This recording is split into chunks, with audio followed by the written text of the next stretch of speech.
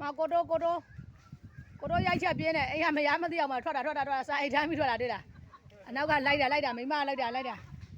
တော်ဆိုးဖြစ်နေပြီရဖို့မရှိတော့မှကျန်ကိုတိုးကြီးဘယ်ဟောသွားမှာလဲ ဆိုင်သွားခိုးရအောင်မလို့ရဖို့မရှိလို့တော်ဆိုးနေနော်ကိုတိုးကြီးတော်ဆိုးနေပြီမိမလိုက်လာလို့မှဖြစ်အောင်မရိုက်ခံအောင်ရိုက်ပြီ